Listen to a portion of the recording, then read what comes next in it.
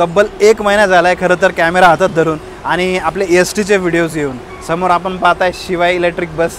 आत्ता ही चालली आहे कोल्हापूरला. आणि मंडळी, आपण आपल्या चॅनलवर आतापर्यंत आपण व्हिडिओ बघितले होते एस-टीचे. त्यानंतर मी आपल्याला व्हिडिओ दाखवण्याचा प्रयत्न केला विमानाचे, ते आपल्याला खूप आवडले. एस-टीचे व्हिडिओज तर आपल्याला आवडत होतेच आणि त्यामध्ये मी आता थोडीशी भर घातली आहे ट्रेनच्या प्रवासाची. ते पण आपण पाहत आहेत, फक्त थोडंसं प्रमाण कमी आहे. तर त्यामध्ये पण मला थोडीशी अपेक्षा आहे आपल्याकडून. पण आता पुन्हा एकदा मी आपल्यासाठी नेहमीप्रमाणे घेऊन आलो एक एस-टीचा व्हिडिओ. आणि सध्या मी आहे स्वारगेटच्या एस-टी स्टँडला. आपण पाहता इकडे अजून एक एस-टी. आणि आता आपण जो आजचा प्रवास करणार आहोत ना, तर तो प्रवास खूप स्पेशल असणार आहे. थंबनेल टायटलवरून यावरून आपल्याला समजलंच असेल की आज आपण प्रवास करत आहोत स्वारगेट दादर आपली शिवनेरी बसने, शिवनेरी बस. आणि याचं विशेष आकर्षण असणार आहे ते म्हणजे अटल सेतू. तर नमस्कार मंडळी, पुन्हा एकदा स्वागत आहे आपल्या एका नव्या व्हिडिओमध्ये. आणि समोर आता आपण पाहताय स्वारगेट एस टी स्टँड समोरच आपलं दादरची जी गाडी लागणार आहे ते या साईडला हा पलाट आहे. आणि त्याच्या शेजारी ठाणे, मग मुंबई, बोरिवली या साईडला पाचगणी वगैरे जाणाऱ्या गाड्या या साईडला लागतात. तर आपल्या गाडीचा टायमिंग आहे ना तो 1 वाजताचा आहे. आणि मी तिथं काउंटरवर विचारलं तर 1:45ला तिकीट भेटणार आहे. तर पुढचं तिकीट घ्यावं लागेल खरं तर, कारण पुढून आपल्याला दाखवायचं आहे मेन आपल्याला अटल सेतू. तर 1:45 वाजता तिकीट घेऊयात आणि मग आपल्याला पुढं भेटतो मी. 1:45 वाजले तर आपण पाहू शकता स्वारगेट एस टी स्टँड. आणि ही समोरची आपली इलेक्ट्रिक शिवनेरी बस, शिवनेरी बस. आणि तिकीट पण काढलेलं आहे आपण. आतमधलं इंटेरियर हे असं आहे. मी आपल्याला ज्यावेळेस सुरुवात झाली होती शिवनेरीची त्यावेळेस आपल्याला बस आणि इंटेरियर दाखवलंच होता.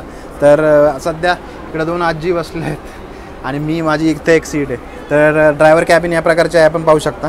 इकडे स्टेअरिंग वगैरे हे सर्व ऑटो आहे. डायरेक्ट जे ड्रायव्हिंग, न्यूट्रल आणि रिव्हर्स. बाहेर एवढी खतरनाक गरमी आहे ना, तर इथं आतमध्ये आल्यावर जरा बरं वाटतं. आणि सगळ्यात महत्त्वाचं म्हणजे आपल्या या बसमधून प्रवास करण्यामागचं कारण की प्रवास तर भरपूर वेळा दाखवला मी आपल्याला मुंबई पुणे. तर टायमिंग तर आता सध्या 3.5 तास, कधी ट्रॅफिक असेल तर 4 तास आणि ट्रॅफिक नसेल तर 3.5 तासच्या दरम्यान टाईम लागतो. पण आता जर आपण अटल सेतूने जाणार आहोत म्हणजे नवी मुंबईनंतर आपण कुठल्याही म्हणजे जसं आपण जो वाशीचा टोल नाका, त्याच्यानंतर वाशी ब्रिज, मग आपण पुढे चेंबूर वगैरे काहीच न करता डायरेक्ट आपण वाया अटल सेतू डायरेक्टली दादरला जाणार होतो. हेच मला बघायचं आहे की टायमिंग किती लागतो, किती वेळ वाचतोय आपण जर अटल सेतूने प्रवास करणार आहोत तर चला आता काही 5 मिनिटातच आपली गाडी निघाली आता इथून.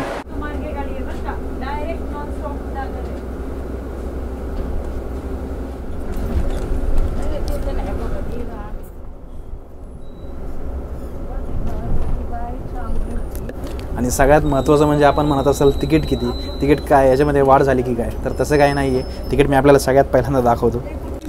पाहताय तिकीट 535 रुपये आहे स्वारगेट ते दादर. याच्यामध्ये काहीही फरक झालेला नाही.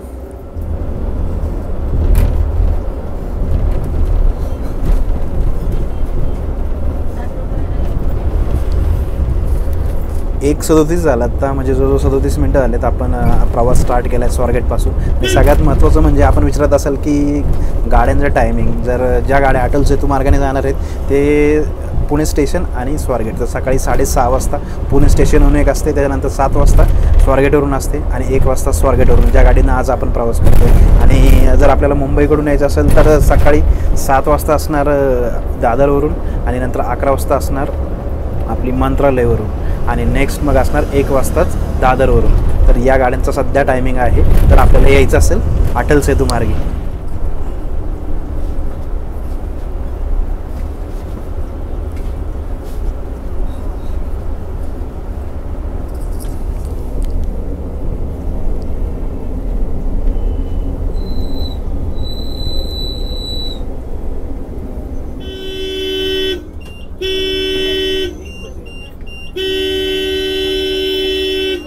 बरोबर 2 वाजलेत. आता आपण वाकड स्टॉपला आलो आहे. इकडे टायमिंग पाहत आहे.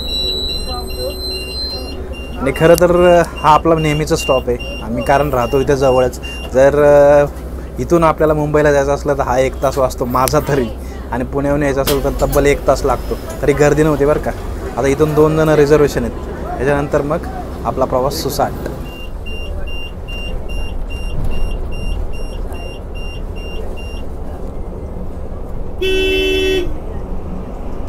चला आता एक्सप्रेस हायवेला सुरुवात झालेली आहे.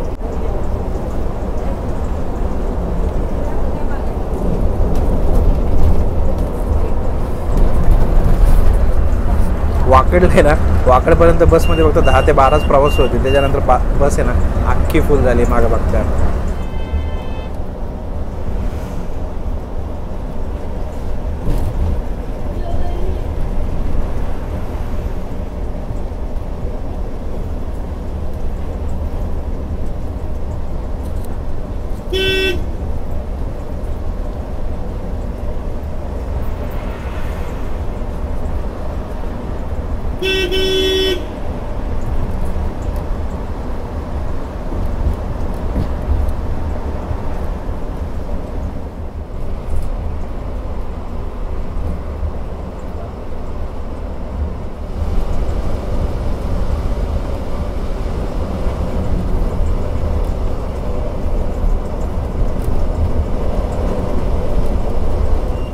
खंडाळा घाटातनं चाललोय आता आपण. ट्रक बघा कसा आलाय साईडने.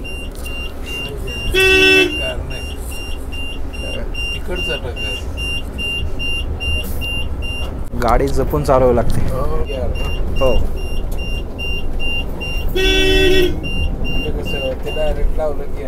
हां गाडी 15 मिनिटं थांबेल. गाडी नंबर बघून उतरा गाडीतून. 3 वाजून 10 मिनटं झालेत आता, म्हणजे 2 तास 10 मिनटाचा प्रवास झाला आहे आपला. आणि आपली इकडे बस पाहत आहे. फूड प्लाझाला आता थांबलो आहे आपण. 15 मिनटं रेस्ट स्टॉप आहे. याच्यानंतर खरं तर आपल्याला हा व्हिडिओ दाखवायचा म्हणजे अटल सेतू मुख्य आकर्षण असणार आहे. त्यामुळे मी जास्त दुसरं काय दाखवलं नाही. तर याच्यानंतर आता डायरेक्ट आपण पाहणार आहोत अटल सेतू.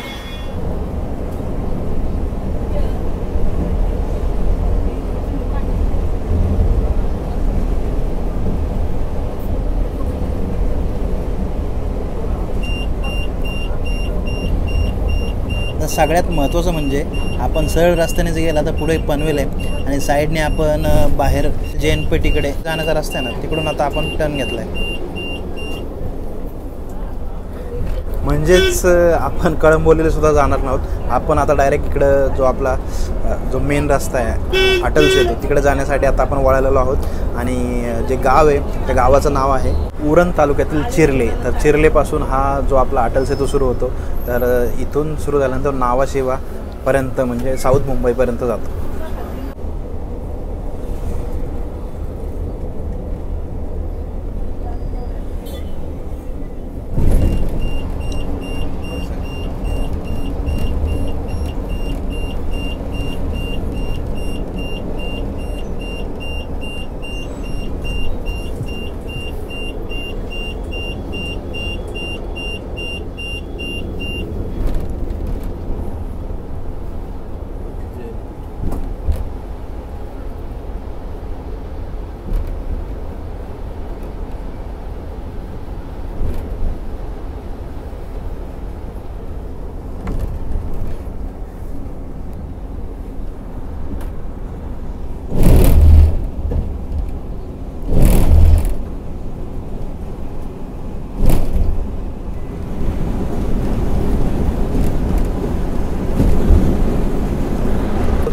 ज्या गोष्टीची मी आतुरतेने वाट बघत होतो आणि आपण हा व्हिडिओ यासाठीच बघत होतो, म्हणजे ती वेळ आलेली आहे. आता आपण पोहोचलेलो आहोत अटल सेतूपाशी आणि आपण प्रवेशसुद्धा केलेला आहे, आपण पाहत आहे. आणि सगळ्यात महत्त्वाचं म्हणजे अटल सेतूविषयी सांगायचं झालं तर हा 21.8 किलोमीटरचा पूर्ण समुद्रावर जाणारा हायवे असणार आहे. जगात हा 12वा सगळ्यात लांब पल्ल्याचा समुद्रावर चालणारा हायवे असणार आहे. तर आता मज्जा खूप येणार आहे. आपण हा व्हिडिओ डिटेलमध्ये बघा, मी आपल्याला दाखवायचा प्रयत्न करतो आहे. आणि अटल सेतूमध्ये प्रवेश करण्यापूर्वी आपल्याला हा एक टोल लागतो.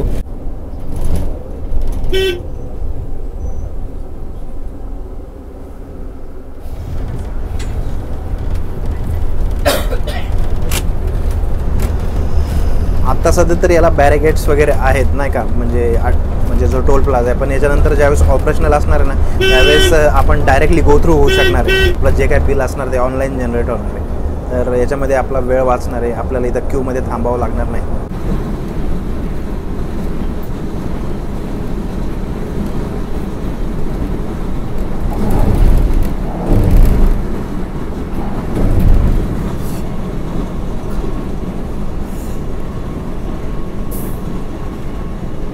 जिकडे तिकडे बघावं ना तिकडे ब्रिज दिसतात आपल्याला. Wadala 20 kilometre, Colaba 30 kilometre, Mumbai port 24.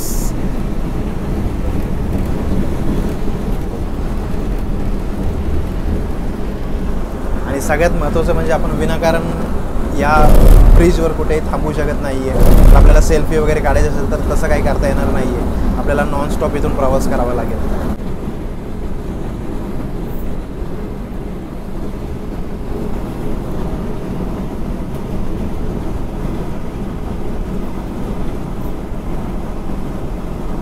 आणि या साईडला आपण पाहताय अथंग असा समुद्र, आणि समोर आपल्याला कॅमेऱ्यामधून दिसणार नाही पण इकडे समोर आपल्याला बिल्डिंग्स दिसतात आहे मुंबईच्या.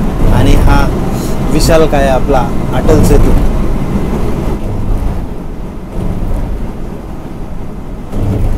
जिकडे नजर जाते तिकडे मला सेतूच दिसतोय.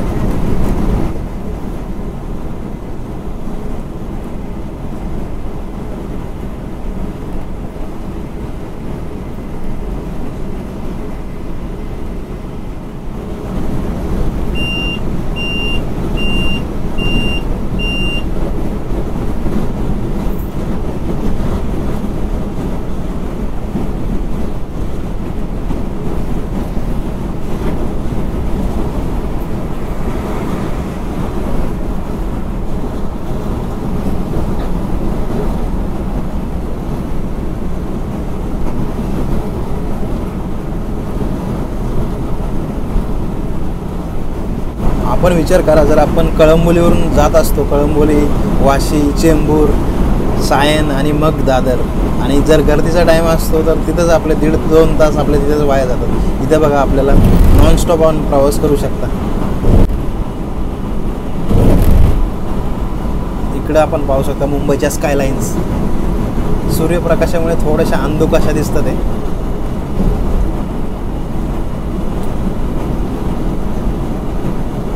खरं तर आहे ना, विश्वासच बसत नाही की जवळजवळ 22 किलोमीटरचा हा सागरी सेतू आहे आणि समुद्रावरून आपली MSRTCची लाडकी बस चालली आहे. Amazing experience. हे फिलिंग आता नाही समजत. ज्यावेळेस मी स्वतः पण हा व्हिडिओ बघेल ना त्यावेळेस माझंच मला आश्चर्य होईल. आपल्याला या साईडला पूर्ण नवी मुंबईच्या स्कायलाईन्स दिसतात आहे. आपण आता त्या साईडनीच आलो आहे.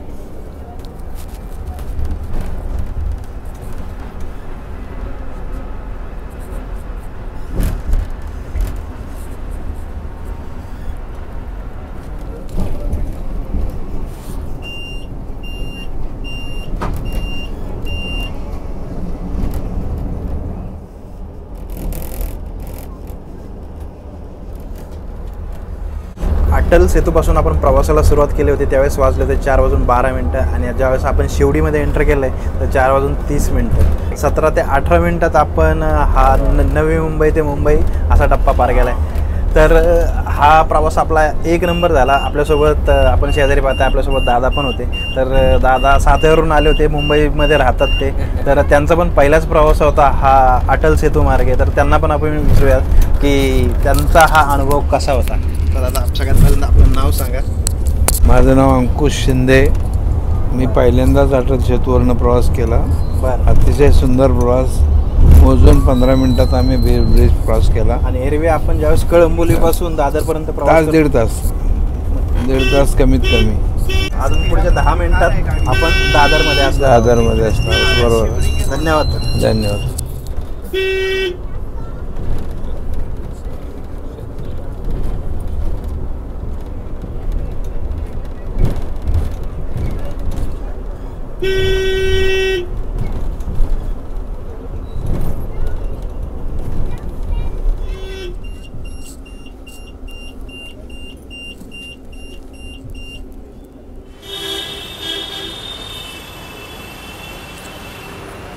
तर माझ्या पाठीमागे आपण पाहताय आपली शिवनेरी बस आणि त्या बसने आता आपण पोहोचलेलो आहोत दादरला.